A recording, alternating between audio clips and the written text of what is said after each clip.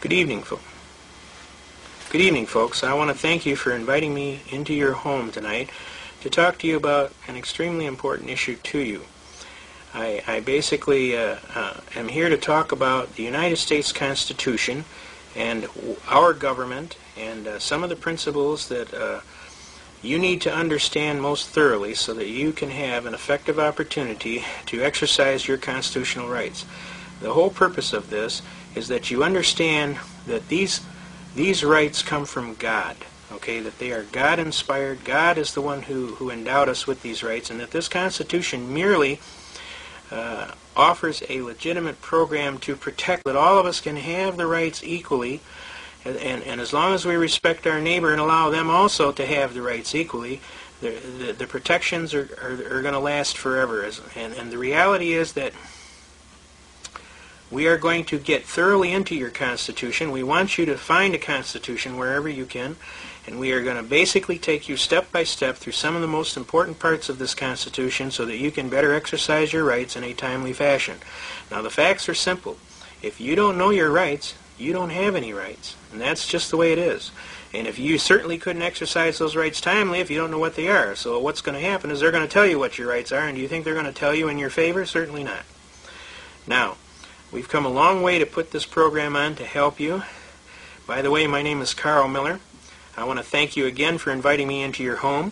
We're going to proceed with vigor. I should tell you a few things about me, that I'm a prior service soldier. I served 3 combat tours, Republic of Vietnam. I should tell you that I was a participant in the top-secret project called Blue Book, where the officers in the jungle smelled a rat in a woodpile, and they decided to pull their top soldiers aside. And they come on over here. Come on over here. We want to talk to you. And they took their top soldiers in the corner, and they started teaching them things like duty, honor, country, pride in the Corps. They taught us history. They taught us all kind of programming as far as what's going on in our government. They taught us the Constitution. We had to be able to rattle the Constitution off just like we would any manual of arms. And this all took place totally top secret so that we wouldn't offend any chains of command or any presidential problems similar to what happened between General MacArthur.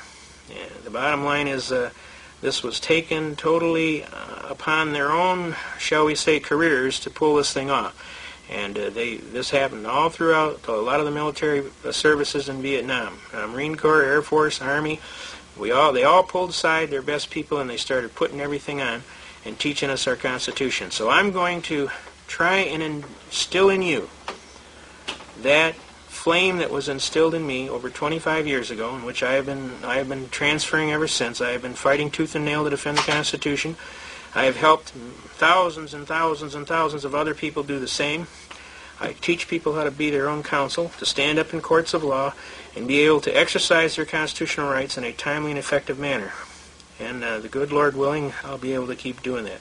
So why don't we right now try and get into some parts of the Constitution.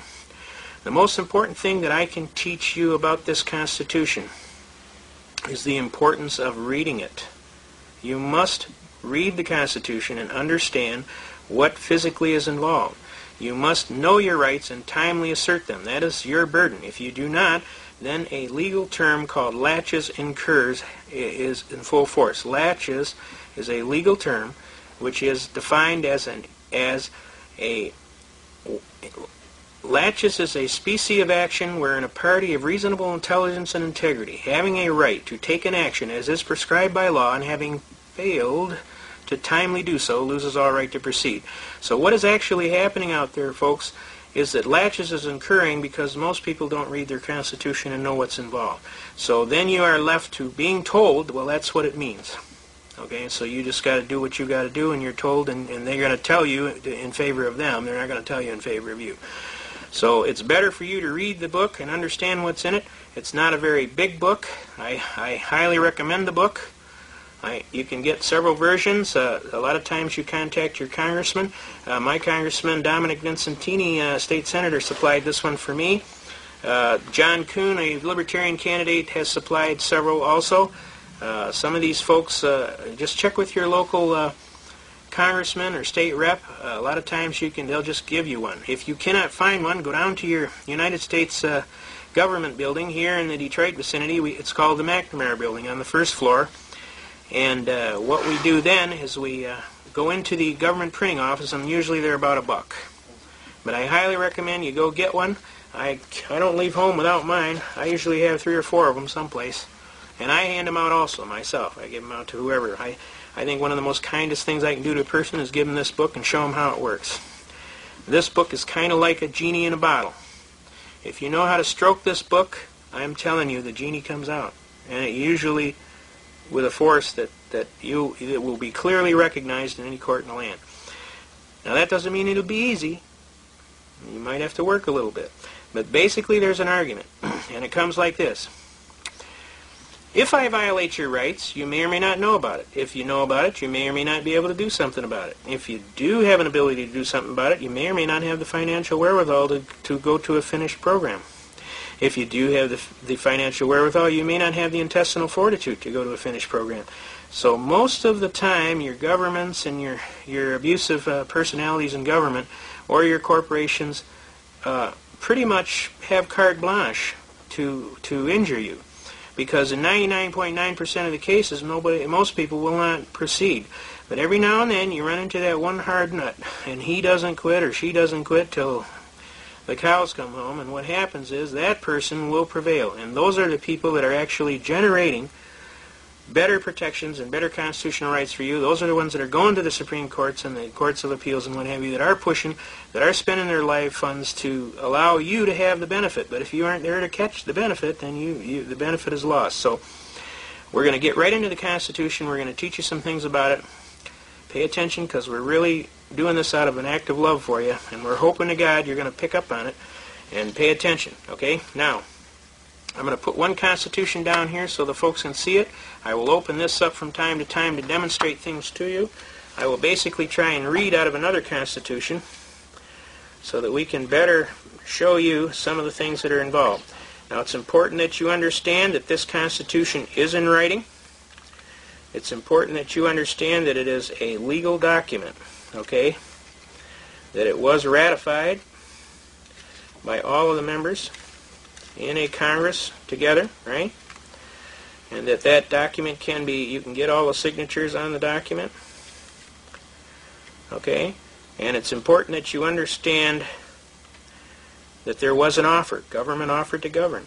There was a consideration. The citizens considered how they were going to be governed.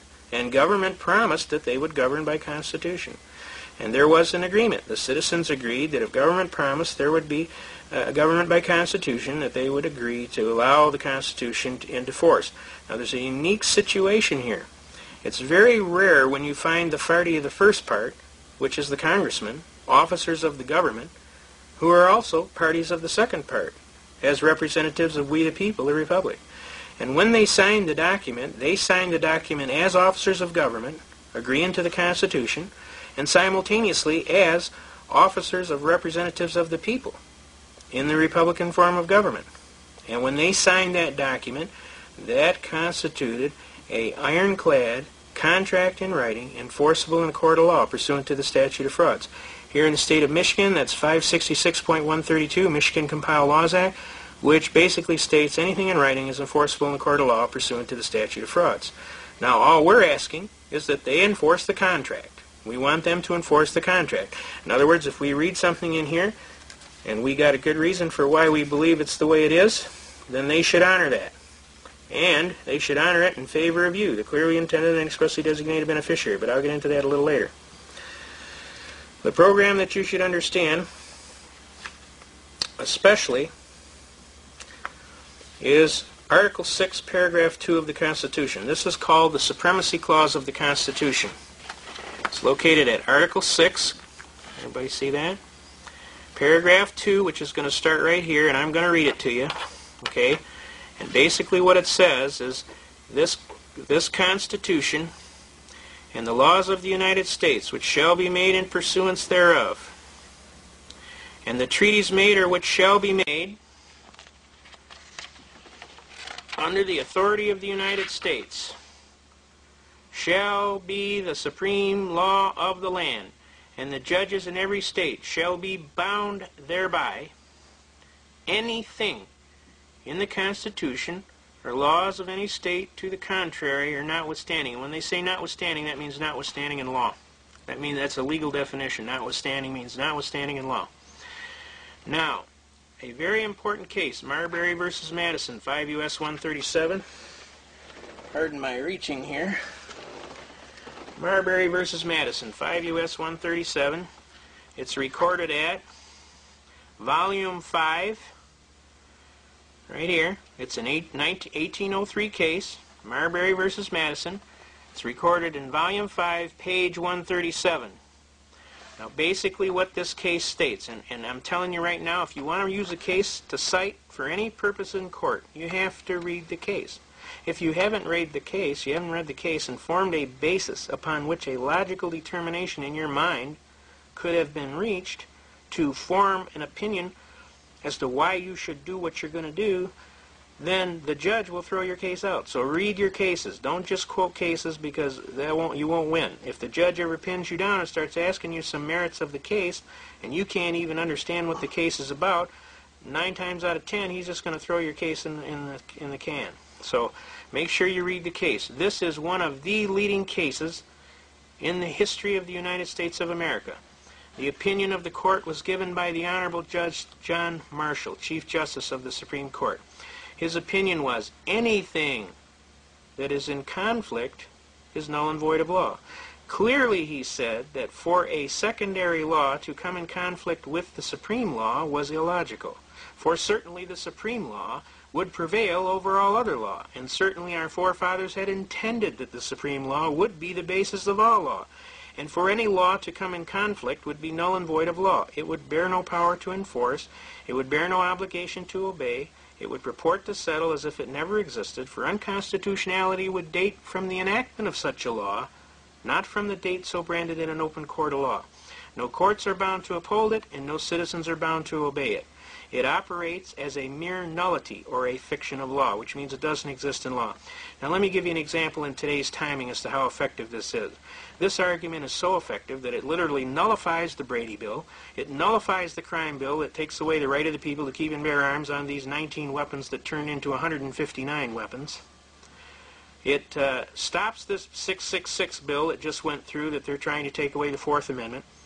You see, because they have no power to pass a law that's in conflict with the United States Constitution, and it's automatically null and void of law from its inception, not from the date you go to court and brand it as unconstitutional. Now, I want to get that real clear.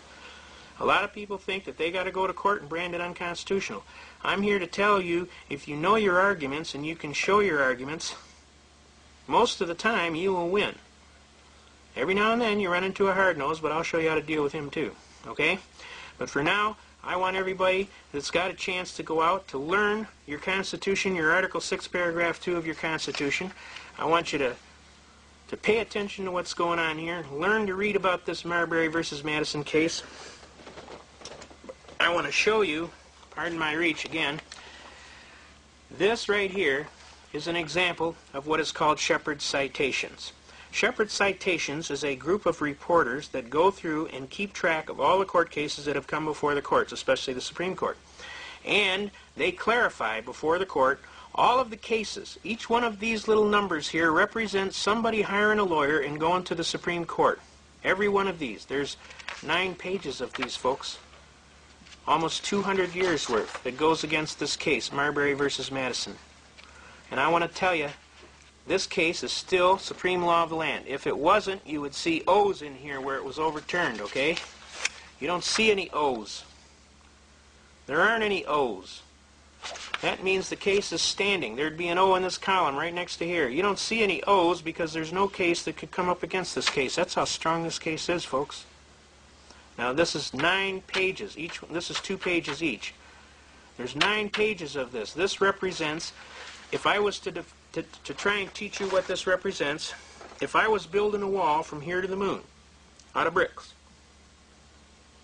that's what that would mean in legal terms, because that's how solid this case is. So it's very important that you understand your Constitution is an ironclad contract in writing enforceable in the court of law. It's very important that you understand Article 6, Paragraph 2, the Supremacy Clause, which says the Constitution and the laws in pursuance thereof and the treaties made or which shall be made under the authority of the United States shall be the supreme law of the land. The judges in every state shall be bound thereby. Anything in conflict or repugnancy is null and void of law. It bears no power to enforce, no obligation to obey, purports to settle as if it never existed. Unconstitutionality dates from the enactment. No courts are bound to uphold it. No citizens are bound to obey it. Now that is one of the most important lessons that I can teach you on the Constitution so that you can understand how strong this document is. You see. And when I go to the law library and I hit some of these law libraries, it's wall-to-wall books, folks. I mean, it's like I take people down there and their chin's on the ground. And then I tell them there's 3 floors of this place just like this, filled to the brim with books and books.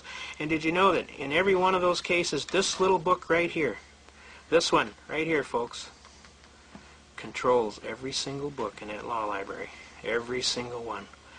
Every single book in that law library is controlled by this little book. So can you understand how important it is for you to know what's in this little book so that you can effectively call on that kind of a commanding knowledge? Okay? It is absolutely vital that you get a hold of one of these books and start learning it, and don't let anybody take away your constitutional rights. You can't even give your constitutional rights away. You have to voluntarily acquiesce by signing a document on a Miranda release form. That's how hard it is to give away your constitutional rights. We don't want you to give away any of your rights. We want you to know these rights backward, forward, upside down, and other. We want you to be able to rattle them off. Our soldiers could do it. And they did it with the great love in their heart and the pride and the duty that they hold in their heart. And they swore on a sacred oath that they defend the Constitution against all enemies, foreign and domestic. And then they perform their duties to the best of their ability, so help them God. And by God they do, both in the service and out of the service. Okay? We defend the Constitution to the death. We never surrender. We are soldiers above all. And we love our country and our flag and our Constitution. We are what the term is under the military code of conduct. I am an American fighting soldier. I serve the forces which guard my country and its constitutional way of government. I am prepared to give my life if necessary in defense of that Constitution. And that's exactly what we're going to do. So I want you to pay attention. A lot of brave soldiers have died to pay for this book so that you could have the right. And the least you could do for your own self-sake is to learn what's in this book and be able to argue effectively what's in this book. You would be amazed how many times you can win if you just have this book and know what's in it. Okay? Now, that we get that by, we're going to go into some other arguments here. We're going to try and show you how to really effectively use this book. Okay? Now that everybody's got that in hand. The next thing we're going to start teaching you is things like about the Second Amendment. The Second Amendment is one of the biggies that everybody talks about today, and the one that gets railroaded probably the most. The next is the Fourth Amendment and the Fifth Amendment, okay? But the Second Amendment is one of the most vital amendments here because our forefathers had such an important understanding of life, liberty, and pursuit of happiness, that was the First Amendment, that they turned around and realized that without the right to protect that first right, they didn't have that right. So the Second Amendment, they instituted the right of the people to keep and carry arms, and that right shall not be infringed. Now, they started out by saying a well-regulated militia being necessary for the maintenance of a free state. Okay? Isn't that a true statement, folks? A well-regulated militia is necessary for the security of a free state. That's just a true statement. So is oranges are orange. That's why they call them oranges. Okay? But that doesn't have any legal precedence in theory. The most important part about that Second Amendment is it says the right of the people. And the Supreme Court has ruled in hundreds of cases that whenever it says the right of the people, it means the right each of every single citizen to possess the right equally. Now, a lot of guys like to hand out this manola that, well, that's a collective right. You got to be a member of the militia. That's all who done. You don't have to be a member of the militia. All you have to do is be an American. You have the right. The right to keep and carry arms, and that right shall not be infringed. Now, you will note after infringed, there is no subparagraph A, B, C, D, E, F, G, which would stipulate as to what would be an acceptable infringement. So all infringement is forbidden. Now, who says so? You say so. Do you see that? Does everybody see that? You say so. Who are you? I'm an American. And I'm telling you, you're infringing my rights. You're stealing my rights. I claim infringement. I claim encroachment. I claim impingement. I claim usurpation. I claim you're stealing my right. Because that's what they're doing. And I ask them, what is it you don't understand about the word infringement? Because that's exactly what it says when you look in Black's Law Dictionary. That's another thing I want to bring up.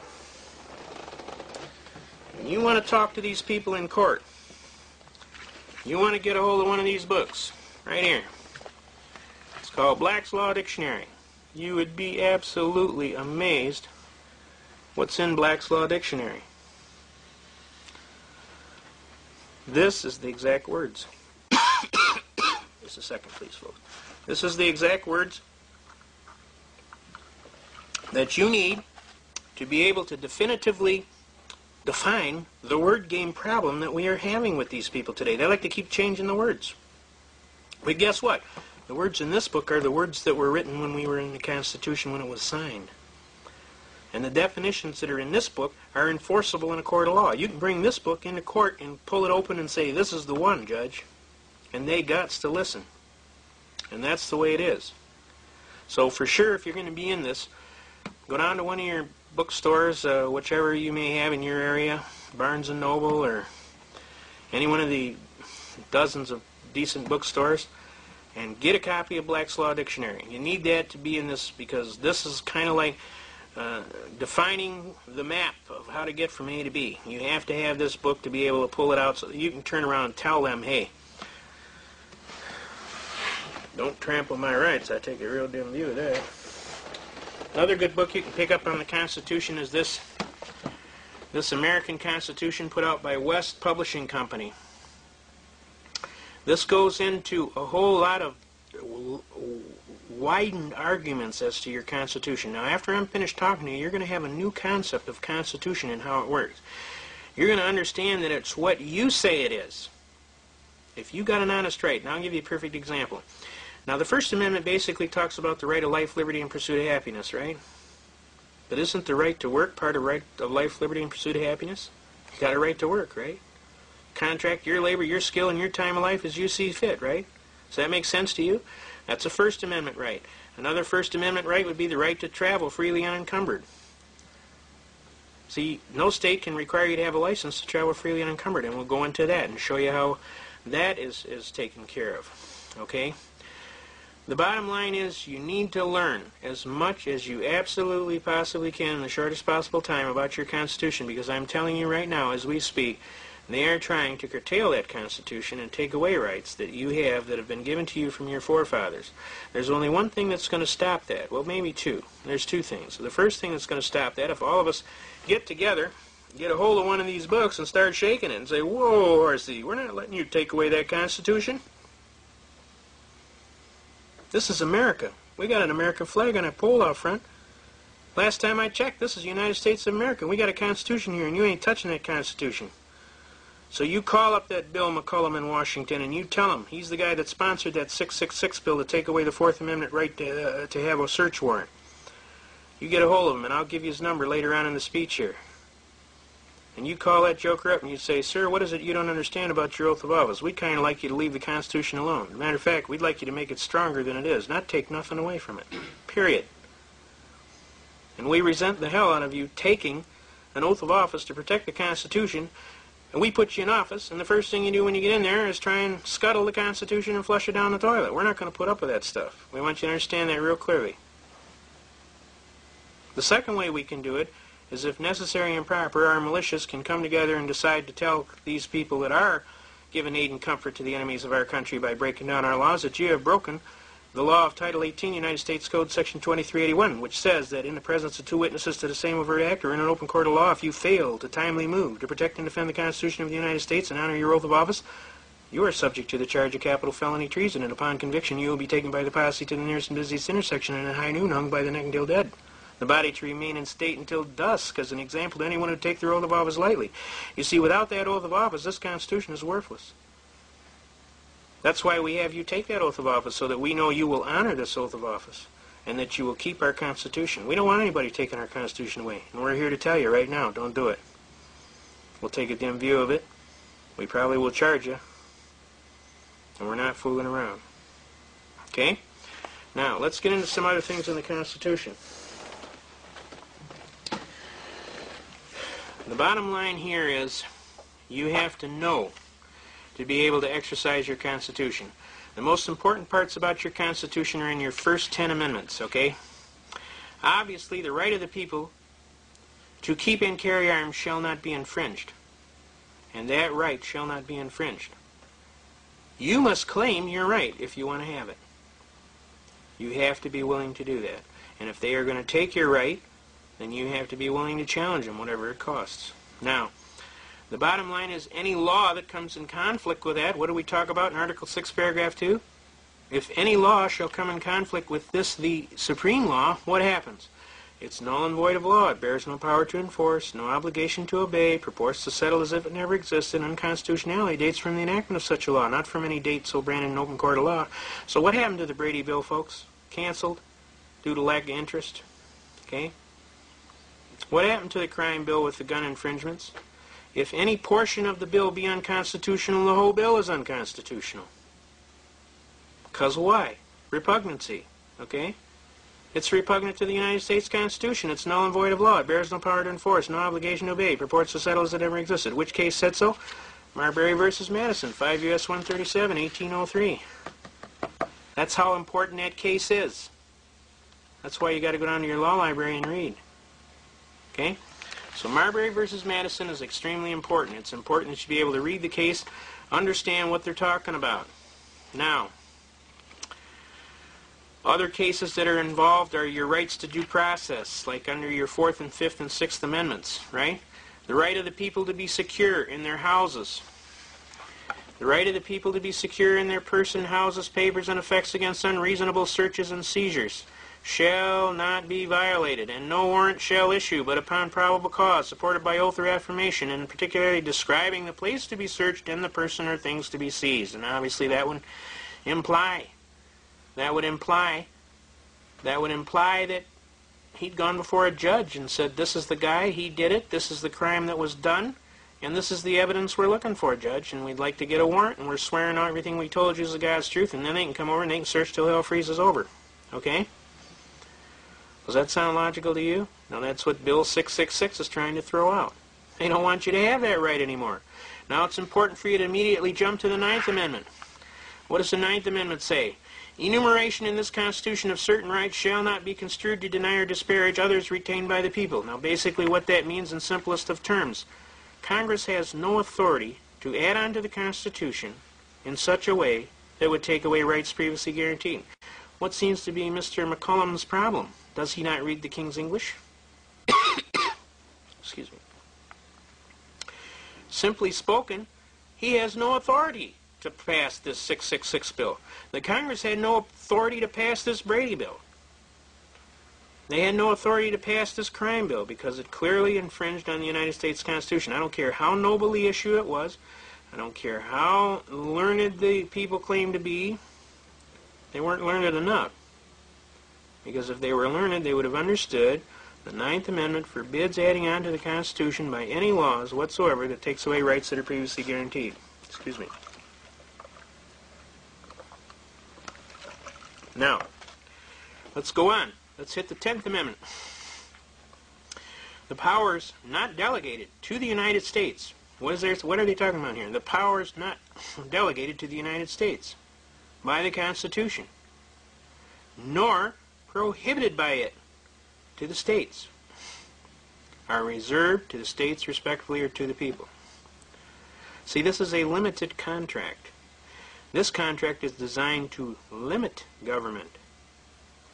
And when you get into your police powers, you start understanding your police powers. Almost you'll hear this all the time.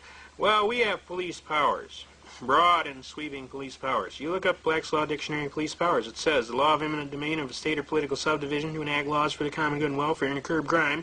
And in great big black letters it says, within constitutional limitations. See the 10th Amendment. Well, when they're talking about see the 10th Amendment, this is the 10th Amendment they're talking about. Now, do they have powers to take away previous rights guaranteed under the Constitution? The answer is obviously no, they don't. Obviously, the 9th Amendment sets a clear limit on that. What is it these guys don't understand about their Constitution? They pass these Brady bills, they pass these crime bills, they pass these 666 bills to take away your 4th Amendment right, requiring a search warrant. What is it that they don't understand about the locks on the Constitution? Now, do you see how wise our forefathers were? They knew history, and they knew that history repeats itself if people forget. So what they did is they set a standard, very importantly, toward the end of the contract that clearly stipulated exactly what limits would be there, you see. And it clearly stipulated that no power has existed to take away rights that were previously guaranteed. So how, therefore, is this being done? I'll tell you how it's being done, because they wants to. And they're not doing it by law. Now, why are they getting away with it? Because most of the people don't know any better. And if you don't know your rights and you don't timely assert them, laches and curs, laches being a species of action wherein a party of reasonable intelligence and integrity having a right to take an action as is prescribed by law, and having failed to timely do so, loses all right to proceed.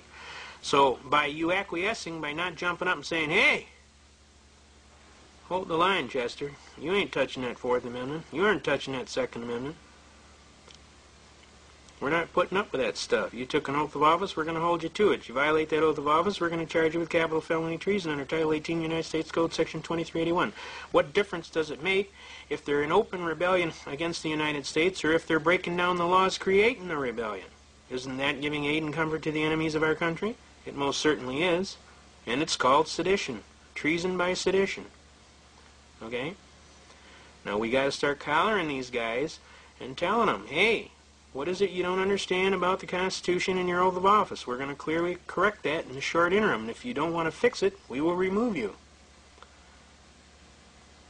And that's our duty and our responsibility. Now, when Benjamin Franklin walked out of all of the hearings to set up this Constitution, a lady reporter walked up to him and asked him, what is it we have now? And he turned to her and told her, we have a republic, if we can keep it. Obviously, the burden is on us to make sure we keep it. So I'm asking you to get a hold of one of these constitutions and let's plan on keeping it. All right, now let's get into some more of the arguments on the Constitution. Your Fifth Amendment. Let's pull up your Fifth Amendment. No person shall be held to answer for a capital or otherwise infamous crime unless on the presentment or indictment of a grand jury, except in cases arising in the land or naval forces or in the militia, when in actual service in time of war, or public danger. Nor shall any person be subject to the same offense be twice put in jeopardy. That's the double jeopardy statute. Of life or limb. Nor shall be compelled in any criminal case to be a witness against himself. That's the self-incrimination defense. Nor be deprived of life, liberty, or property without due process of law. That's your Equal Protection Clause. You have an equal right to all of your rights under the law, and you have a right to due process of law. As a matter of fact, if they don't give you due process of law, Title 5 United States Code, Section 556D, is clear and specific, and it says if they deny you due process of the law, all jurisdiction ceases automatically. That's Title 5 United States Code, Section 556D, also 557 and Section 706 of that code. In other words, if they deny you due process at any time and you can prove it, you can force a showdown, and you can turn around and say, well, they might have had jurisdiction at one time, Judge, but they lost it when they denied me due process. All right? Now, the other parts are you cannot deny him life, liberty, property without due process of law, nor shall private property be taken for public use without just compensation. You know, how many times do you hear about that today? I mean, it's incredible. The Sixth Amendment is another important one. All of them are important, but there are more important ones, all right? In all criminal prosecutions, the accused shall enjoy the right to a speedy and public trial by an impartial jury of the state and district wherein the crime shall have been committed, which district shall have been previously ascertained by law, and to be informed of the nature and the cause of the action and accusation, to be confronted with the witnesses against him. That's the right to confront your accusers. To have compulsory process for obtaining witnesses in your favor. That's the subpoena rights. And to have the assistance of counsel for your defense, or you can stand as your own counsel. And I know they tell you that it's a fool that stands as his own counsel, but it's my argument that it's a fool that doesn't. Because I'll tell you why. You know your case better than anybody. How many times do you hear about gripes between attorneys and the citizens? The biggest gripe they have was, well, he never said nothing about that, or she never said nothing about that. Well, she didn't do this, or she didn't do that. Well, why? Because they don't know the case as good as you do. You're the one that knows your best case. The only thing they know is how to apply the law. So all I'm telling you is learn how to apply the law and your constitutional rights, and then you don't need to do that. The only time you get into trouble is if you run your mouth too much and you get into self-incrimination. So obviously you have to keep your wits about you and watch your mouth. But the bottom line is, actually, I personally believe you're the best person to present the facts of your case, because you're the best person that knows all the facts. The only thing you know how to do is how to actually do it in a legal and lawful manner that is recognized by the legal community. And that's really not hard to learn. I can teach you, believe me. All right, the Seventh Amendment. In suits at the common law, where the value in controversy shall exceed $20, the right of trial by jury shall be preserved. It's supposed to say shall remain. And no fact tried by a jury shall be otherwise re-examined in any court of the United States, because the jury is the ultimate trier of fact. Then according to the rules of the common law. Now, we'll get into that common law argument. There's a lot of heavy arguments around that common law. Basically, I don't want to overwhelm you on the first time out of the chute, because that's not hard to do, okay? Now, the bottom line of this Constitution is it's all in writing. It clearly represents a contract.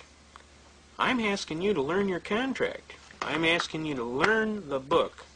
Learn your contract. I mean, when you go to some place to do some work on your car, you read the document that comes with it for the warranty, don't you? Why? Because just in case something goes wrong, you want to be able to bring it back, right? Well, I'm asking you to read the warranty on your Constitution so that you can understand the rights that you have under that Constitution. So that if you don't get it right, we can bring it back. Does that make sense to you? All right. Now, it's also important that you understand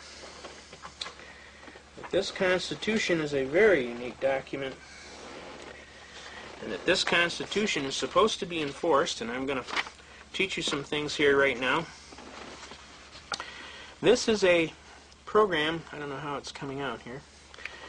This right here is representation. I know it's kind of hard to see here, but basically what we're talking about here is this comes from the books that tell the judge how, right here and over here, this comes and tells the judge how the Constitution is to be interpreted. This is from the Am Jurisprudence volumes, and this is volume 16. You want the Constitutional Law section, right here, Constitutional Law, and you want section 97. And when you start reading it, the most important part about it, and I'll read it, is that a Constitution should receive a liberal interpretation in favor of the citizen is especially true with respect to those provisions which were designed to safeguard the liberty and security of the citizen in regard to both person and property. Can you see that? Can you all see that? Is that coming out right here? Over more. Okay. All right. To safeguard the liberty and security of the citizen in regard to both person and property. See Note 31, Breyers v. United States, 273 U.S. 28, and all of these 40 Supreme Court cases hold that axiom. In other words, it's supposed to be liberally enforced in favor of the citizen for the protection of rights and property.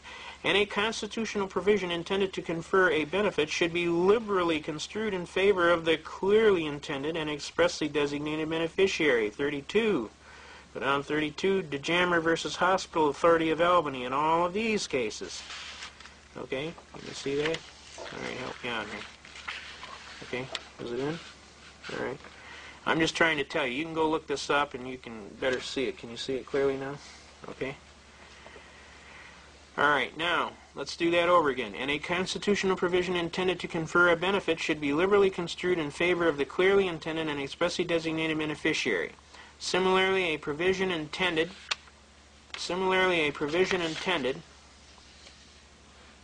to afford a remedy to those who have just claims should receive a beneficial construction for the purpose of extending the remedy to all who might fairly come within the meaning of the terms. And that's Ryder v. Fitchie of Ohio, a Supreme Court case, okay? That's note number 33, okay? Now, this comes out of 16th Am Jurisprudence. In other words, I have this Constitution. This Constitution is a contract in writing enforceable in the court of law pursuant to the statute of frauds. I'm asking for specific performance, Your Honor, in favor of me. I am the beneficiary of the contract. There's also a basic premise in contract law, Basic Contract Law 101 of any first-year law student, that says the contract shall be enforced most favorably in favor of the non-preparer. And that's you. You didn't prepare it. Now, if you believe honestly that you have a right and you can timely bring that right before a proper adjudicated authority, and you can clearly stipulate as to what your right was, guess what? They gots to listen. That's the way it is. That's the way it's supposed to be. And I'm telling you, if you know your rights and you timely assert those rights, you have those rights. But if you sit on your haunches and you cry foul, that's terrible. Somebody ought to do something about that. Hey, be a somebody. Do something about it. Don't sit there telling me somebody ought to do something about that. Be a somebody. You do something about it. You honestly got an honest bitch, you go out there and you take care of it.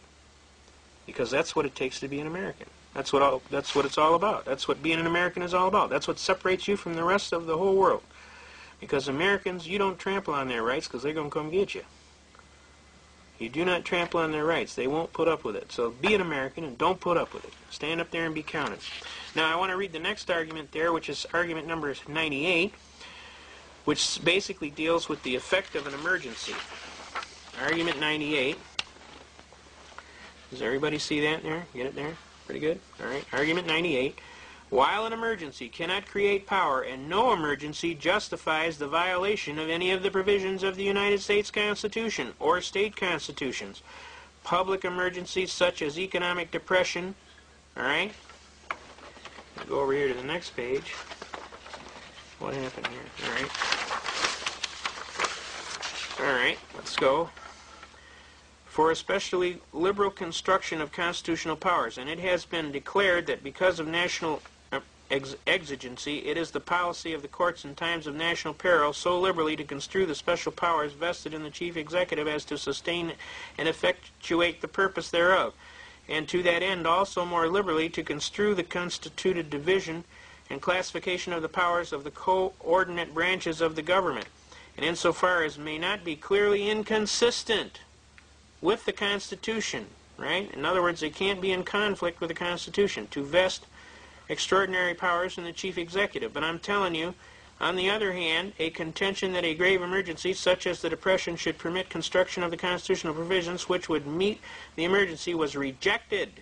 In one case, the court holding that neither the legislature nor any executive or judicial officer may disregard the provisions of the Constitution in cases of an emergency, where the plain and unequivocal terms of the Constitution present to question of construction as to departures in emergencies. So not even an emergency justifies the taking away of constitutional provisions. And I know you've heard differently. I know you think, well, they got an emergency. They just declare an emergency and then the President issues an executive order. But let me ask you, if it's repugnant to the Constitution of the United States, is it law? No. Who says so? We do. We're the people. It's our country. It's our Constitution. We're the ones that say you can't do that. And we mean it. You damn well better listen. All right, now, let's get into the next argument here. Now, I hope I'm not boring you to tears here, but it's kind of important that we cover these basic things so that you can understand. As to the construction with reference to the common law, an important canon of construction is that constitutions must be construed with reference to the common law. That means the law of the little people out there, not the corporations. Okay? Since in most respects the federal and state constitutions did not repudiate but cherished the established common law, this fact has been taken into consideration by the courts in construing certain clauses in a state constitution, such as the provisions securing the right to a jury trial. Also, provisions in regard to crimes have been interpreted with reference to the common law rule that one charged with a crime may be convicted of a lesser offense necessarily included in the crime charged. In such cases, the courts of the state always regard the language in the common law sense. So the common law prevails. Don't let anybody tell you this admiralty law prevails, because it only prevails if you get sucked into it. We're not going to let you do that. We're going to teach you how to beat it. The common law also permitted destruction of the abatement of nuisances by summary proceedings. Traffic tickets, folks. That's what a traffic ticket does. It is a writ of assistance, a bill of attainder. It's unlawful in the United States of America. And it was never supposed that a constitutional provision was intended to interfere with this established principle. And although there is no common law of the United States in the sense, who said so? Erie Railroad versus Tompkins. Okay? All right? Of a national customary law, as distinguished from the common law of England, adopted in the several states. In interpreting the federal Constitution, recourse may still be had to the aid of the common law of England. It has been said that without reference to this common law, the language of the federal Constitution could not be understood. So the common law applies, folks. And we're going to get into that common law heavily in the advanced section, all right? Okay. Now let's get back into this. In interpreting the federal Constitution, adopted by the several states, all right, the recourse may still be had to the aid of the common law of England. It has been said that without reference to the common law, the language of the United States Constitution would not be understood. This is due to the fact that this instrument and the plan of government of the United States were founded on the common law as established in England at the time of the Revolution. Okay? Therefore, it is the general rule that the phrases in the Bill of Rights taken from the common law must be construed in reference to the latter. Specifically, the United States Supreme Court has taken the common law into consideration in construing the Fourth Amendment, the Fifth Amendment provisions relating. All right? So the common law is extremely important that we get, and we will cover that thoroughly. It's important to understand that most of you out there are citizens at the common law. That only those that understand the differences in admiralty and maritime law, those that are corporations, officers of corporations, or officers of government residing in the District of Columbia, the 14th Amendment duality of citizenship, which is talked about in the case of Erie Railroad versus Tompkins, which is a rather heavy argument. And I will cover that thoroughly with you so that you understand where the traps and the differences are. But for right now, I'm trying to demonstrate to you construction and programming so that you can understand that this Constitution right here is the supreme law of the land.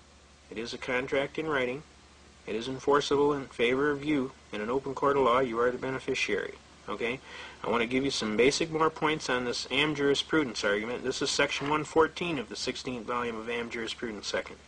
I'm going to give you a couple more of these sites so that you can understand how powerful a document this is. Okay? Let's go to the next section, which is 115, which is, let's see, which one? 117. 117 is the next serious section. They're all serious. By the way, I highly recommend you go down to the law library, grab that 16th volume Am Jurisprudence, start at Section 1, and start paging through to Section 300. You will absolutely be astounded. We are now in 16th Am Jurisprudence, Section 117. And I will read it to you. Basically, various facts and circumstances extrinsic to the Constitution are often resorted to by the courts to aid them in determining its meaning. As previously noted, however, such extrinsic aids may not be resorted to where the provision in the question is clear and unambiguous. In such a case, the courts must apply the terms of the Constitution as written, and they are not at liberty to search for meanings beyond the instrument, which that militia argument and that collective law theory of the Second Amendment is. They're reaching far. All right? Clearly it says in the plain English, the right of the people to keep and carry arms shall not be infringed. Now, what is it you don't understand about the word infringed? They're infringing. The Brady Bill, it's infringement. 1968 Gun Control Act, it's infringing. All of these, the CCW acts of these states, they're infringing. Who says so? You do. How shall a document be enforced in favor of who? You. When are you going to enforce it? You're the one that is the citizen. All power is inherent in the people. You're the one with the power. Enforce your power. All right? Does everybody understand that argument? That's the magnificence. I'm bringing the genie out. We're stroking the bottle here. And I'm going to bring the genie out here in a second. You're going to understand the magnificence of the power of this book. You see, once you understand this is an ironclad contract, once you understand that this is enforceable in the court of law pursuant to the statute of frauds, once you understand you have a right to claim specific performance on the contract. Your Honor, I'm demanding my right to keep and carry arms, and that right shall not be infringed. I want specific performance. I am the holder of the contract. It's supposed to be enforced in favor of me. I am the clearly intended and expressly designated beneficiary, the citizen. I want the thing protected in favor of my right. Does that make logical sense to you? Now do you start to understand the power of this document? Okay? See, before, you just thought it was a bunch of writing in some textbook that you had to take when you took a civics class in high school in the 11th grade. See, I want you to understand that you don't leave home without this. This is more important than your credit card. Okay? Next, let's get into the next section. I'm going to cover some more of these AM jurisprudence sections so that you can understand. I want to get into section 155. 16th AM jurisprudence, section 155. Since the Constitution is intended for the observance of the judiciary as well as other departments of government, and the judges are sworn to support its provisions, got me? Sworn? As an oath of office, sworn? The courts are not at liberty to overlook or disregard its commands or countenance evasions thereof. It is their duty in authorized proceedings to give full effect to the existing Constitution and to obey all constitutional provisions, irrespective of their opinion as to the wisdom or the desirability of such provisions, and irrespective of the consequences. Thus it is said that the courts should be and are alert to enforce the provisions of the United States Constitution and guard against their infringement by legislative fiat or otherwise. In accordance with these basic principles, the rule is fixed that the duty in the proper case to declare a law unconstitutional cannot be declined and must be performed in accordance with the deliberate judgment of the tribunal before which the validity of the enactment is directly drawn into question. If the Constitution prescribes one rule and the statute another, and a different rule, it is the duty of the courts to declare that the Constitution and not the statute governs in cases before them for judgment. Does everybody understand that? They're telling the judge, you got to rule in favor of the Constitution. And if you know your Constitution, whose favor are they going to rule in? Yours. But you have to have enough hair on your tail feather to walk in there and say, hey, I'm an American, and I have a constitutional right. That right shall not be infringed, and you're infringing. And I'm asking you not to do that, because it's not nice. And I'm asking the judge to do his duty under his sworn oath of office and uphold the United States Constitution as he swore he would under Article 11, Paragraph 1 in this state, which says that he shall swear to protect and defend the Constitution from all enemies, foreign and domestic, and he will perform his duties to the best of his ability, so help him God. Now, let's get closer to so help him God. Now, let's get into another one of these. We got a load of them, folks, so let's bear with me here. 16th AM Jurisprudence, section 177. Declaratory judgments. Declaratory judgment actions have often been utilized to test the constitutionality of a statute and government practices. The Uniform Declaratory Judgments Act makes specific provisions of the determination of construction or validity of statutes and municipal ordinance by declaratory judgment, and is considered to furnish a particularly appropriate method for the determination of controversies relative to the construction and validity of the statutes and of ordinances. The Federal Declaratory Judgment Act, although it does not mention declarations as to the construction or validity of the statutes, has been invoked frequently as a means of assaying the constitutionality of congressional legislation. A plaintiff can have a declaratory judgment action on the constitutionality of either the federal or state statute by a single federal judge, so long as he does not ask to have the operation of the statute enjoined. You can't enjoin a constitutional right. A court may grant declaratory relief unless there is a case of controversy before the court. That is, the dispute must consist of specific adverse claims based upon present rather than future or speculative facts on which to base the adjudication. All right? Now, I'm trying to tell you folks here, you have a right to demand a declaratory judgment, which we are going to do in several of our cases here. And they got to declare. Is it constitutional or isn't it constitutional? If it's constitutional, it has to be judged in favor of who? You, the citizen. Why? Because you're the beneficiary. It's supposed to be enforced in favor of you, the beneficiary, the citizen, for the protection of rights and property. See Byers v. United States, 273 U.S. 28. And the 40 Supreme Court cases that support that mandate. Okay? Now there's just a couple more here. Bear with me. I know you're probably bored to tears right now, but I don't want you to do that. I want you to pay attention. Okay, we're at section 255. 16th Am Jurisprudence, Section 255. In all instances where the court exercises its power to invalidate legislation on constitutional grounds, the conflict of the statute with the Constitution must be irreconcilable. The Brady Bill. Irreconcilable. Huh? In other words, the court is without authority to declare a statute unconstitutional unless it is in positive or direct conflict with the statute or with the Constitution. Thus, a statute is not to be declared unconstitutional unless so inconsistent with the Constitution that it cannot be enforced without a violation thereof. Because that would be violating the Constitution. We can't have that. What happened in Marbury v. Madison, 5 U.S. 137, same thing. A clear incompatibility between law and the Constitution must exist before the judiciary is justified in holding the law unconstitutional. This principle is, of course, in line with the rule that doubts as to constitutionality should be resolved in favor of the constitutionality and the beneficiary, you, the citizen, for the protection of your rights and property. Okay? Does everybody pick up on that? Now, let's shift to 256. 256, right here. The general rule is that an unconstitutional statute, whether federal or state, though having the form and name of law, is in reality no law, but is wholly void and ineffective for any purpose, since unconstitutionality dates from the time of the enactment and not merely from the date of the decision so branding it.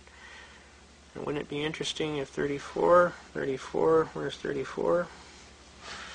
There's 33, where's 34? Here, 34.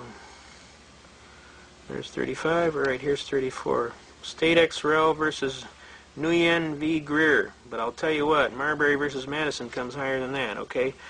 All right, 34. Let's cover that again. And ineffective for any purpose. Since the unconstitutionality dates from the time of the enactment and not merely from the date of the decision so branding it, an unconstitutional law in legal contemplation is as inoperative as if it never had been passed. The Brady Bill, the Crime Bill, the 1968 Gun Control Bill, all these bills.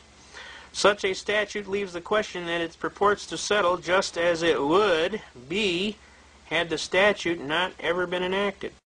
Right? Let's go on. No repeal of an enactment is necessary. Since an unconstitutional law is void, the general principle follows that it imposes no duties, confers no rights, creates no office, bestows no power or authority on anyone, affords no protection, and justifies no acts performed under it. A contract, did everybody pick up on that keyword? Contract? A contract which rests on an unconstitutional statute creates no obligation to be impaired by subsequent legislation. No one is bound to obey an unconstitutional law, and no courts are bound to enforce it. Persons convicted and fined under a statute subsequently held unconstitutional may recover the fines paid. A void act cannot be legally inconsistent with a valid one, and an unconstitutional law cannot operate to supersede an existing valid law. Indeed, insofar as a statute runs counter to the fundamental law of the land, the Constitution, it is superseded thereby. Since an unconstitutional statute cannot repeal or in any way affect an existing one, if a repealing statute is unconstitutional, the statute which it attempts to repeal remains in full force and effect. And where a... well, what did I say there? Remains in full force and effect. Is the Second Amendment in full force and effect? You better believe it. Okay? Now, what is it they don't understand about infringed? And where a statute which it attempts to repeal remains in full force and effect, and where a clause repealing a prior law is inserted in the act, which act is unconstitutional and void, the provision of the repeal of the prior law will usually fall with it, and will not be permitted to operate as repealing such prior law. In other words, the law stands always. The real law, the Constitution. The general principles stated above apply to the constitutions as well as to the laws of several states insofar as they are repugnant to the Constitution and the laws of the United States. And let's see if 54 will confer. Kuhn versus Berry, but I can tell you Marbury versus Madison is higher than that, but I'd be willing to bet you they cited Marbury in that. Moreover, a constitution of a statute, a construction of a statute which brings in conflict with a constitution will nullify it as effectively as if it had, in its expressed terms, been enacted in conflict therewith. So, anything passed in conflict with the United States Constitution is clearly unconstitutional. It doesn't take a college professor graduating magna cum laude from Harvard to figure these things out. All you have to do is read. That's why God gave you eyes now. The actual existence. Well, let's go to 257. 257, same book, 16th Am Jurisprudence.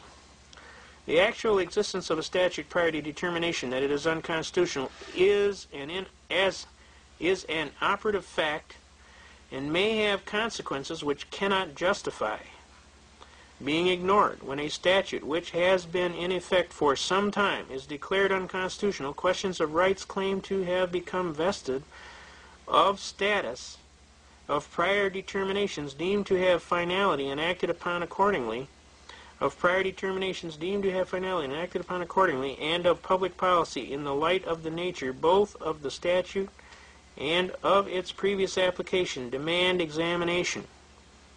All right?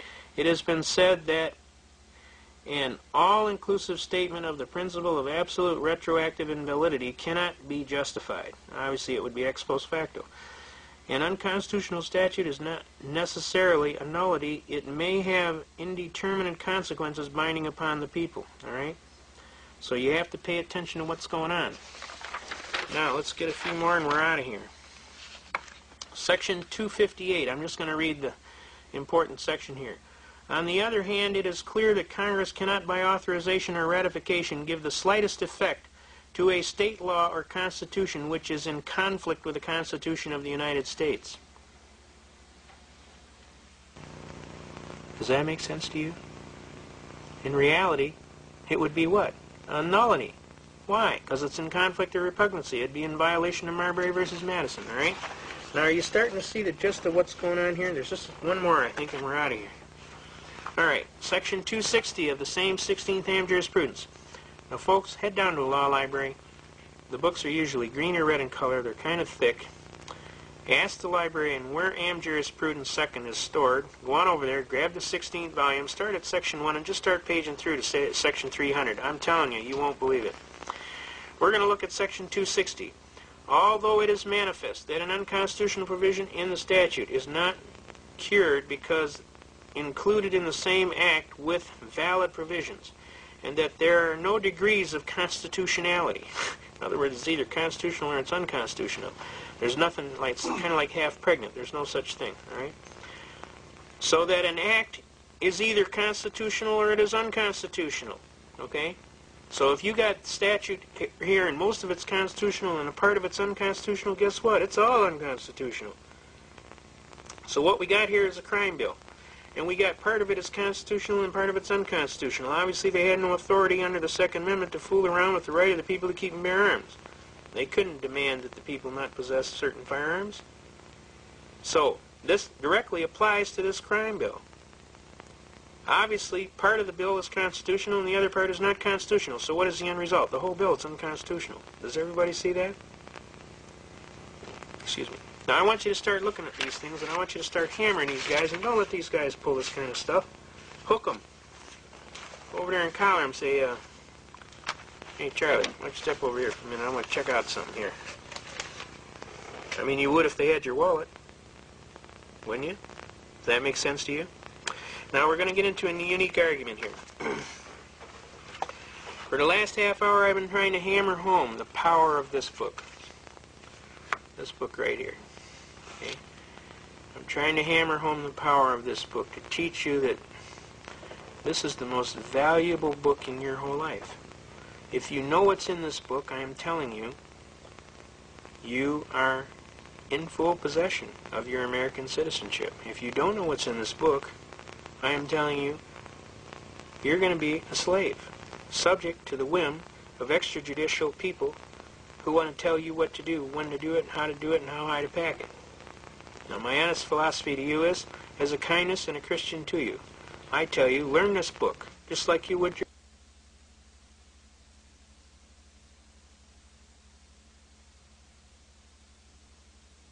Any rights? I love it when these guys tell me I don't have any rights. I said, well, if you believe that, let's go to court. And on the end of the day, we'll see who owns who.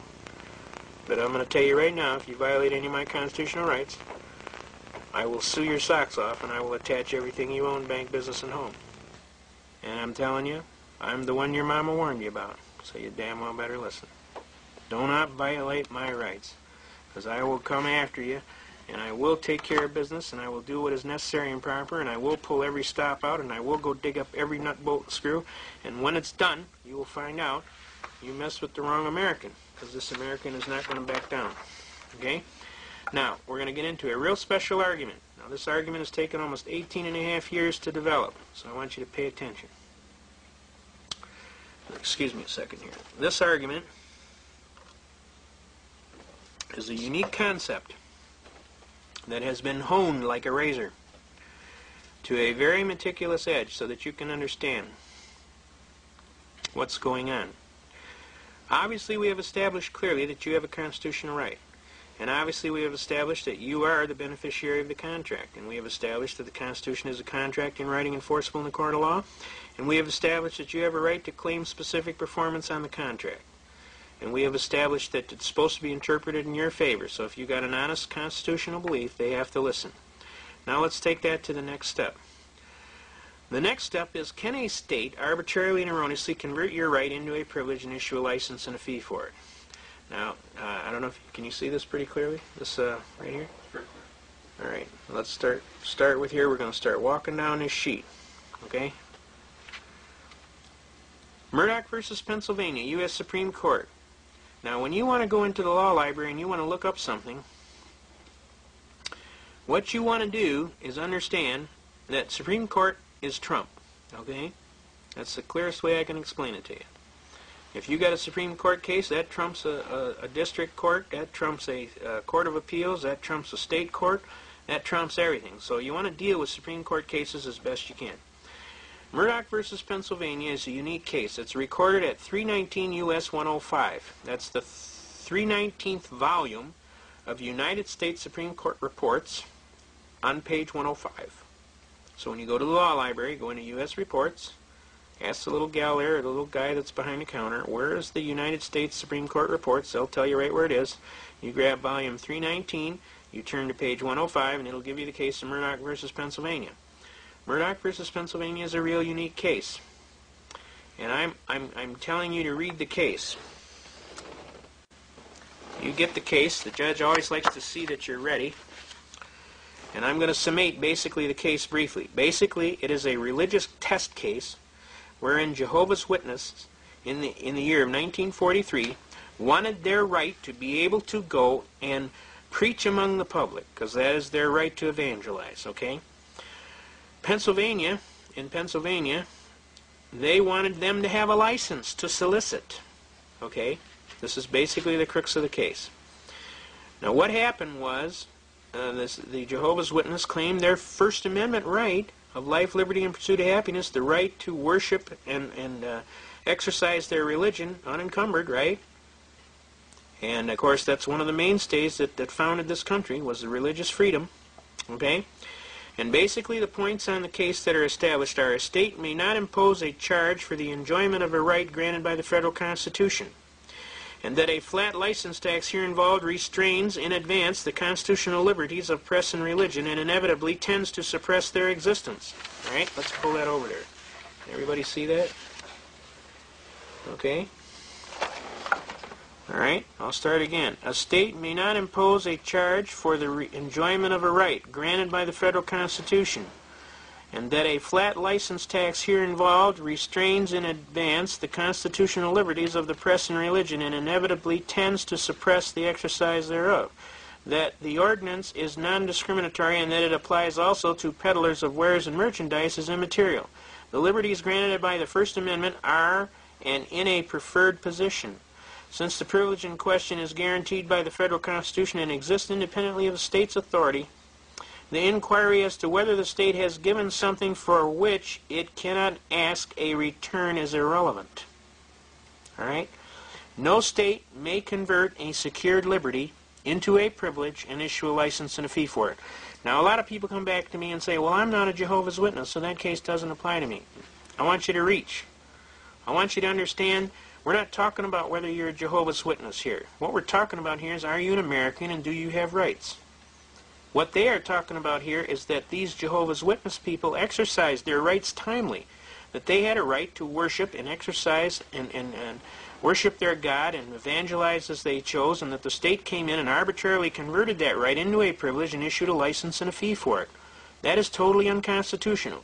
Now, we took that case as a pioneering case, and we argue that case for all of your constitutional rights. All you need to do is keep in mind that you are an American and you have constitutional rights, number one. Number two, you have to keep in mind what right. Can you pull the right out of the Constitution? If you can pull the right out of the Constitution, and I'll give you an example. How about the right to travel freely and unencumbered, pursuant to Shapiro versus Thompson, and we'll get into that. How about the right to keep and bear arms, right? Does a state have a right to require a license and a fee for the exercise of the right? And if they do, can you ignore the license and the fee? We'll get into that. Now, obviously, in this case, it's clearly established, and this is the premise of this case. No state may convert a secured liberty into a privilege, issue a license and a fee for it, and require you to have that. Otherwise, you committed a crime. That's totally 100% unconstitutional. I want that to get across real clear. Now let's jump to the next case. By the way, Murdoch is recorded at 319. That's the 319 volume. U.S. Reports, page 105. We'll start the case. All right? Go read the case, though. Make sure you read the case. I don't want anybody to come up and tell me they didn't read the case, because I'm gonna get on you. You're not following. That's failure to follow instructions. Okay? Now, we're going to walk down the next step of this case. We took care of Murdoch here. Let's go to Shuttlesworth versus Birmingham, Alabama, which is recorded at volume 373. The same U.S. Reports. You go to volume 373, turn to page 262. When we go to Shuttlesworth versus Birmingham, Alabama, this is another unique religious case, okay? In this case, 6 ministers were accused,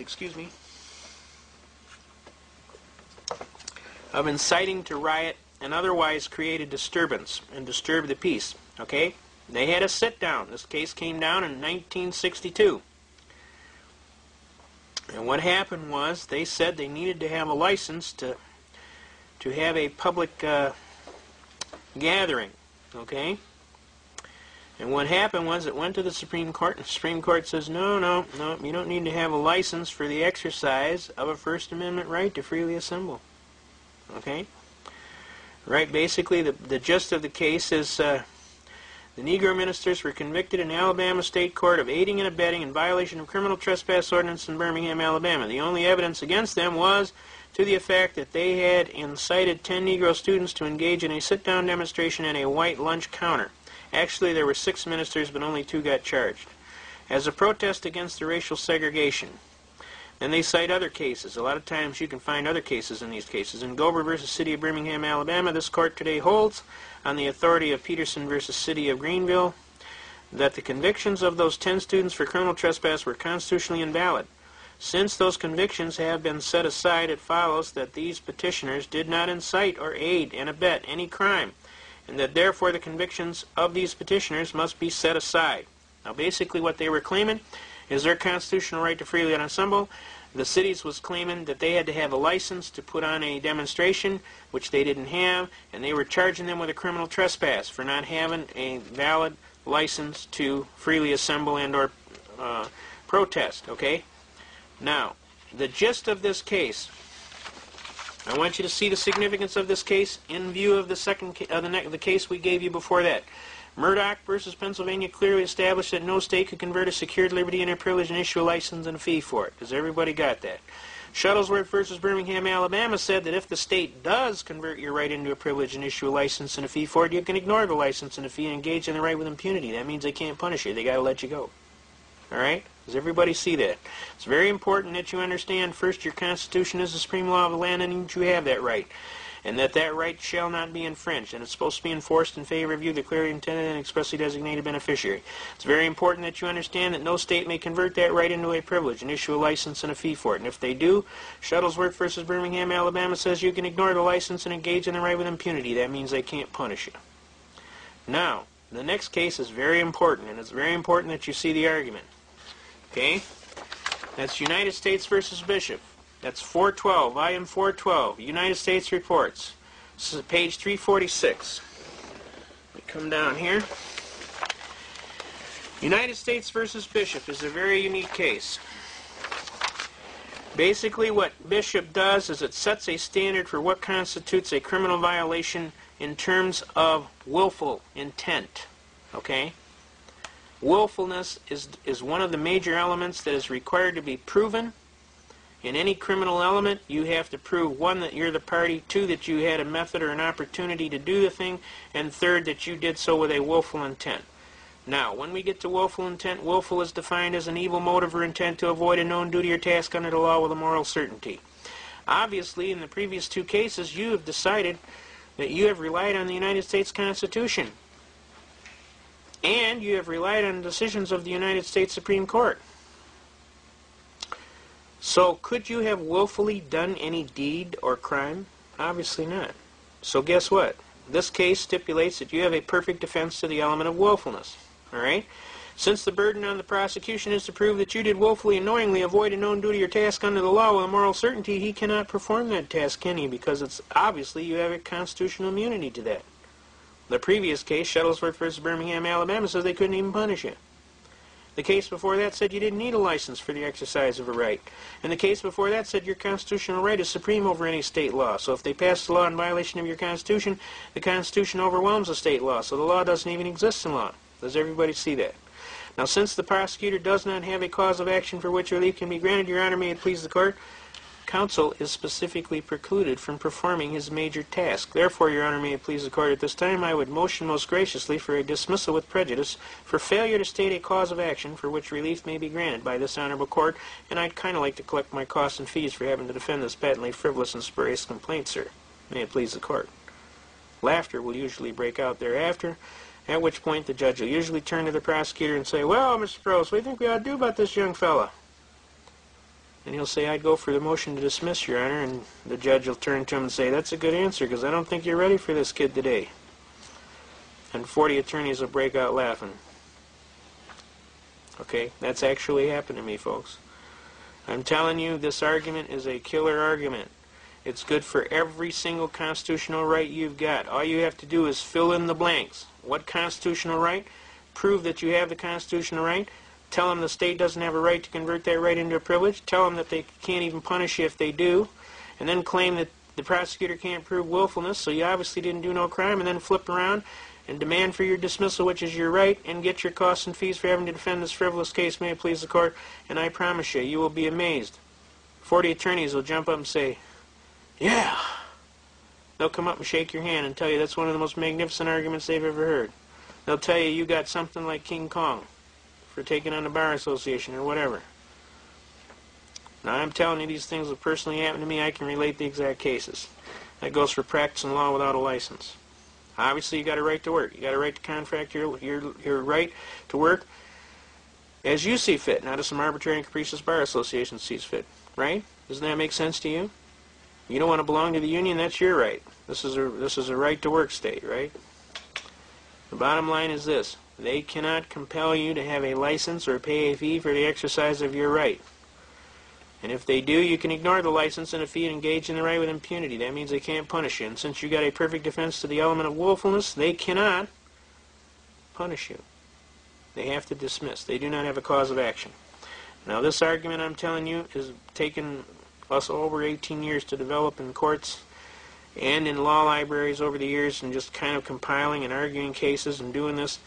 This argument is a killer argument. Have they ever won against us on this argument? Nor could they in the United States of America as long as the Constitution stands. I'm asking that you pay attention to this argument and start utilizing it. We'll show you some of the techniques later in the second half, all right? Now, the word willfully has the same meaning, all right? In controlling the voluntary, intentional violation of a known legal duty. And the distinction between the statute is found in the additional misconduct that is essential to the violation of the felony provision. If they can't prove willfulness, they can't prove nada. Okay? Has everybody got that? Now, let's go to the next one. Now that you've won and your rights have been violated, the next thing they will claim, well, we acted in good faith, or, well, we acted in good faith. We had good faith reliance that you broke the law. Okay? And that means you can't sue us. That's a lie. You see, since these two cases, Owen versus City of Independence, which is recorded at 100 volume, and you want to look at Supreme Court reports. Now that's a different reporter. Supreme Court reports will actually say on the back of the reporter Supreme Court reports. It won't say U.S., it'll say Supreme Court reports. So that's a different volume. It's a newer reporter. So you want the 100th volume, and you want to look up Supreme Court reports, and you want to turn to page 1398. There is also a counterpart case to this Owen case, which is Maine versus Thibodeau. I'll give you the site for those. Okay, I gave you Owen versus City of Independence, so I'll give you Maine versus Thibodeau. Maine versus Thibodeau is recorded at 100 Supreme Court. That's 100th volume. Supreme Court Reports, page 2502. Now, basically, the summation of what these basic arguments say: where plain language of a statute supported by consistent judicial interpretation is strong, it is not necessary to look beyond the words of the statute. Right? Now, these are both civil rights cases. The right of action created by statute relating to deprivation under color of law, of state law, of a right secured by the Constitution and the laws of the United States encompasses claims which are based solely on statutory violations of federal law and apply to the claim that claimants had been deprived of their rights in some capacity to which they were entitled. Now, whenever this happens, folks, you must understand something. And that goes for both Maine versus Thibodeau and Owen versus City of Independence. And I'll tell you the brief synopsis on both these cases. Owen was a police chief in a town of Independence, Missouri. And he got in a gripe with the city council, and they indiscriminately fired him without just cause. Owen turned around and sued. They claimed that they acted in good faith. The Supreme Court said, "Sir, you are deemed to be officers of the law. You are to advise us to the law. You can hardly claim that you acted in good faith for a willful deprivation of the law, and you certainly can't claim ignorance of the law, because a citizen out here on the street can't claim ignorance of the law, and it makes the law look stupid if an officer of the court or some officer of government doesn't know the law, and then they go ahead and abuse somebody's constitutional right." So in matters of constitutional rights, both these cases uphold one point. And the point they uphold is that whenever they violate your constitutional rights, they do so at their own peril. And it even says that in Title 18 United States Code, Section 241 and 242. It says that upon conviction you are subject to a $10,000 fine, 10 years in jail, or both, and if death results, life in prison. They're telling you, don't violate somebody's rights. Please, don't do that. Title 42 United States Code, Sections 1983, 1985, and 1986 clearly establish your right to sue anybody that does that. Now, they're going to claim you can't sue them because they have judicial immunity. Well, guess what? These two cases remove judicial immunity. There is no judicial immunity for violating somebody's constitutional rights. Judge, you are deemed to know the law and sworn to uphold it. You can hardly claim that you act in good faith for a willful deprivation of the law, and you certainly can't plead ignorance of the law, for that would make the law look stupid for a knowledgeable judge to claim ignorance of the law when a citizen on the street can't claim ignorance of the law. Therefore, there is no judicial immunity. I want to get that across. I don't know how many attorneys come up to me all the time telling me, well, they're immune because they acted in good faith. They're just not reading their court. They're not reading their court reports, because if they were reading their court reports, they would have known this case has been on the books since 1982. Both these cases came down in 1982. So I want you to pay attention to these cases. When somebody tells you they can violate your rights with impunity, you just kind of smile and say, make my day. Okay? Now, the next case we want to talk about is Briers versus United States. We mentioned it previously earlier. Briers is recorded at 273, volume 273, U.S. Reports, page 28. Okay? Now, Briers versus United States is a unique case. It's a search and seizure case, but basically it sets constitutional standards which we had talked about in the Am jurisprudence sections. Okay? I especially want to pay attention to note number 3 here. Constitutional provisions for the security of a person and property are to be liberally construed, and it is the duty of the courts to be watchful for the constitutional rights of the citizen and against any stealthy encroachment therein. All right? When a federal officer participates officially with a state official in a search, so that in substance and effect it is their joint operation, the legality of the search and the use and evidence of the things seized is to be tested in federal prosecutions. as it would be if the undertaking were exclusively the federal agent, all right? The reality here is what they are setting is the standards must be liberally construed in favor of the citizen. It's the duty of the court to make sure that happens. So now you have a right to be wrong. You have a right to enter your viable defenses that you honestly think. No state can convert that right into a privilege and issue a license and a fee. If they do, you can ignore the license and the fee. They must prove the burden of proof of willfulness, which they cannot do. If they do violate your rights, you do have a right to sue them in Owens v. City of Independence and Maine v. Thibodeau. They have to give every consideration to you, all right? And that's the way it is. 1900 yesterday, all right? The next case we want to talk about is Boyd. Boyd versus United States is recorded at,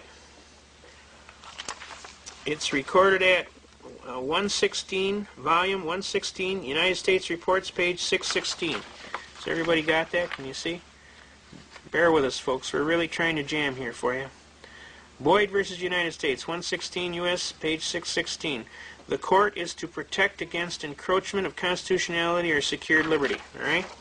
Now, it is equivalent to a compulsory production of papers to make the non-production of them a confession of the allegations, which is pretended they will prove. And a lot of times that happens in federal cases. They'll claim something, they won't prove it. That's happened to me, believe me. And then the fact that they've claimed it makes it true. All right? Now this, excuse me. And then, of course, you have to prove a negative, which is impossible. All right?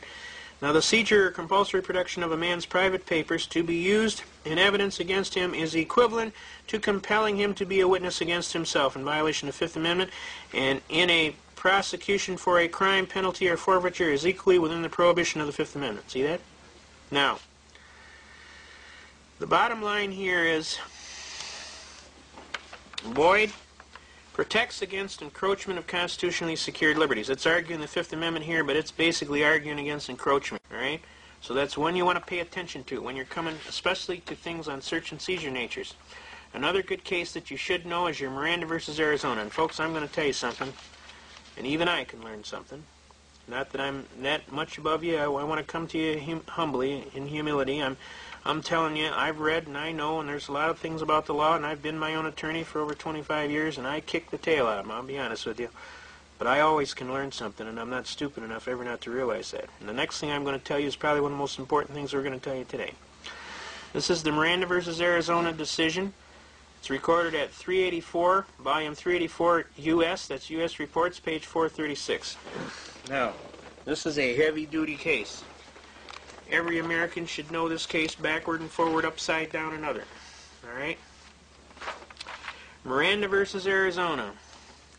This is the one that says you got a right to remain silent, you got a right to an attorney, you got a right to have your attorney present during questioning. Anything you say can and will be held against you in a court of law. If you can't afford an attorney, one will be appointed for you by the court. Do you wish to make any statement on your behalf, and you understand the rights that I have spoken to you? As soon as they stop you, talk to you, as soon as they start talking to you, they are required to say that. If they don't say that, they screwed up. If they haul you into jail and they don't tell you this, read it to you, and then they want to make you sign a little statement that you know your rights and you knowingly waived them, please, folks, don't sign that statement. Use your head for something other than a hat rack. Do not sign that statement, ever. You are knowingly waiving your constitutional rights. Don't ever do that. I mean, they don't make it that hard. As soon as you hear those people start talking, you tell them right effectively, I want to talk to an attorney. And I'm not saying nothing until I talk to an attorney, especially if you're talking to federal people, BATF. These people will lie, cheat, steal. They will do anything they can to hammer you. Their whole purpose in life is to hammer you. I don't want you to think, oh, what nice guys, so maybe we can just work this out. Why don't we just talk and maybe we can get things worked out? You don't talk to these people, folks, and you're talking to somebody who learned the hard way. You do not talk to these people ever. I don't care if you think you're a nice guy and you want to be courteous. I don't think you think if you're going to work it out. I don't think you think if you're smarter than they are and you can beat them. I'm telling you, you don't talk to them, period. You button that hatch. An old wise legal defense counsel told me one time. He said, the first rule is keep your big mouth shut. I said, okay, what's the second rule? Keep your big mouth shut. He said, what's the third rule? Keep your big mouth shut. I said, after you follow them 3 rules, the rest is easy. It's when you open your big mouth that you get in trouble. Not that you would do anything wrong anyway, but they'll twist, lie, cheat, and steal and make it into something you didn't do, and before you know it, you won't even recognize what's happened. And I'm telling you, it's happened to me. So I'm telling you as a friend. I'm not telling you as a smart ass or anything else. I'm telling you as a friend. Do not talk to these people. They do not have your best interest at heart. And you may think, well, they're the government, and they're responsible, and they mean well. Well, they don't. They don't mean well. They don't mean you're well, and they will jam you, believe me. And if you're not real good at getting out of it, you can be in a lot of trouble. All right, now, let's look at this Miranda decision. In the absence of other effective measures, the following procedures to safeguard the Fifth Amendment privileges must be observed. The person in custody must, prior to interrogation, be clearly informed that he has a right to remain silent, and that anything he says will be used against him in a court of law. He must be clearly informed that he has a right to consult with a lawyer, and to have a lawyer with him during interrogation. Do that, please. And that if he is indigent, a lawyer will be appointed to represent him. All right? If the individual indicates prior to and during questioning that he wishes to remain silent, the interrogation must cease. If he states that he wants an attorney, the questioning must cease until an attorney is present. Where an interrogation is conducted without the presence of an attorney and a statement is taken, a heavy burden rests on the government to demonstrate that the defendant knowingly and intelligently waived his constitutional counsel right. Don't test that theory. But I'm telling you, it works. I did it.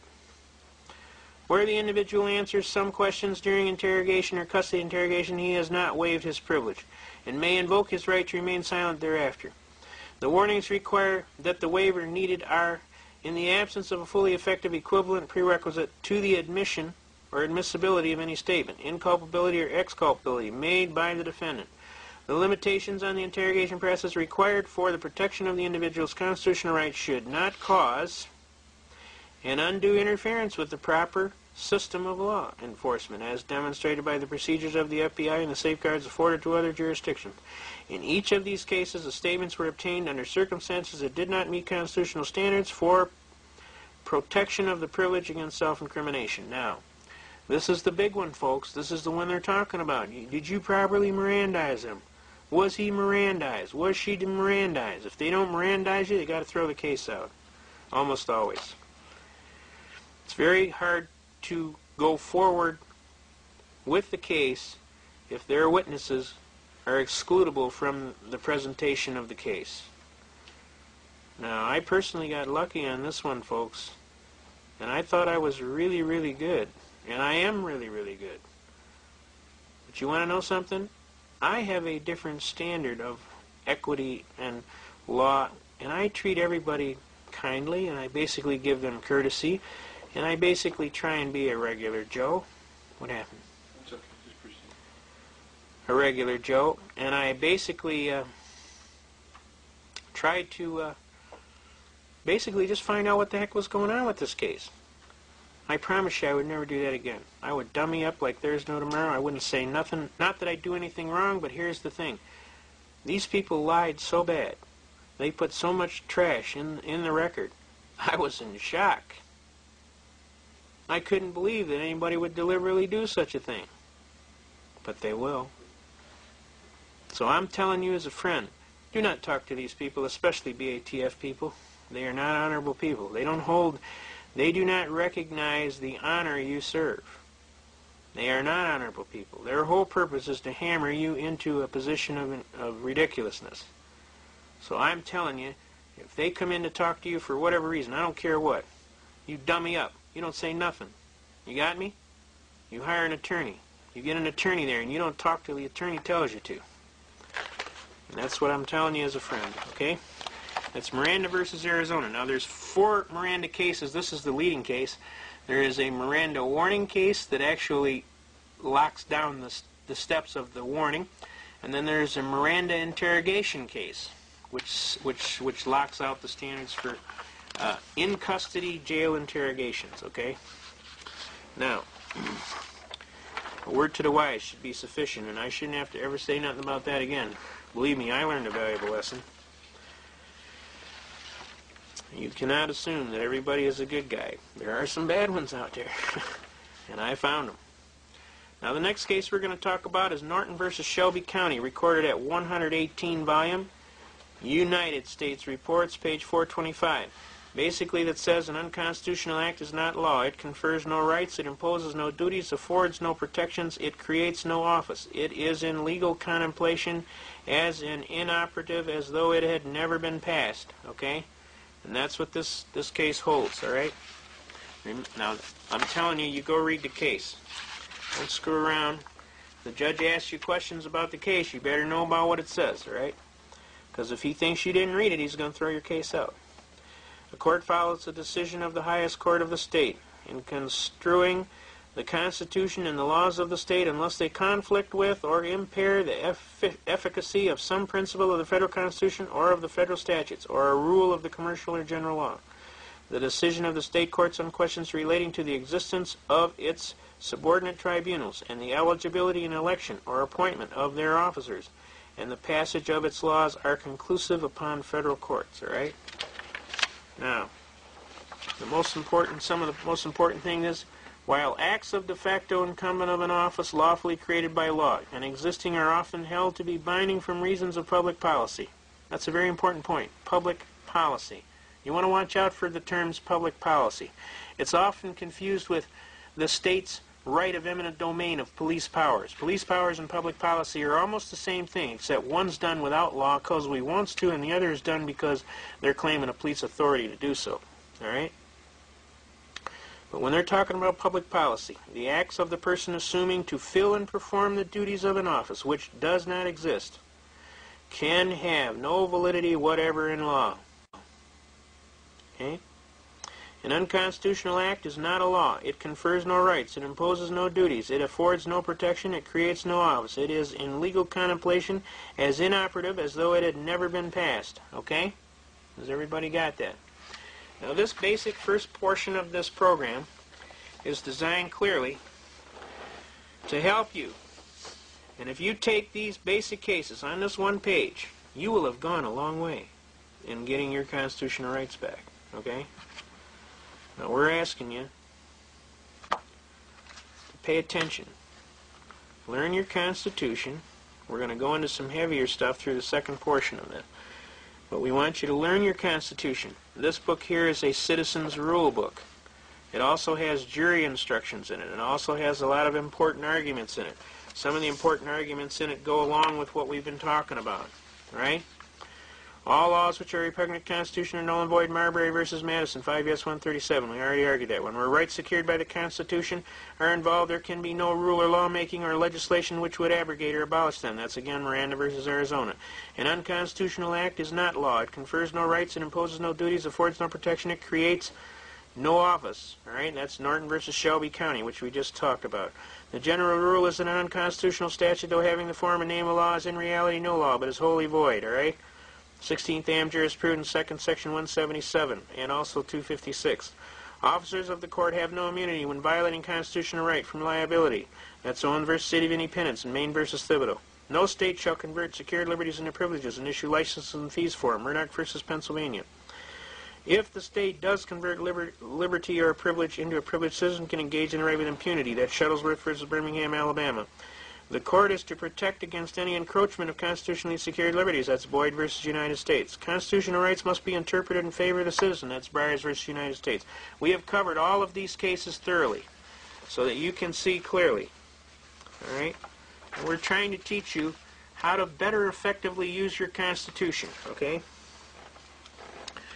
We're trying to get it down to a serious program where, what do you want to do? Open it up. All right. All right. And this book here also brings out all of these court cases. All right. Notice it's got Norton versus Shelby County in here. It's got Miranda versus Arizona. It's got Marbury versus Madison. It's got the jury has a right to judge both the law as well as the fact. John Jay, First Chief Justice, U.S. Supreme Court. The jury has the right to determine both the law and the facts. Samuel Chase, U.S. Supreme Court Justice, 1796. Singer, All right. The jury has the power to bring a verdict in the teeth of both law and fact. Oliver Wendell Holmes, U.S. Supreme Court. The law itself is on trial quite as much as the cause, which is to be decided. Harlan F. Stone, 12th Chief Justice, U.S. Supreme Court.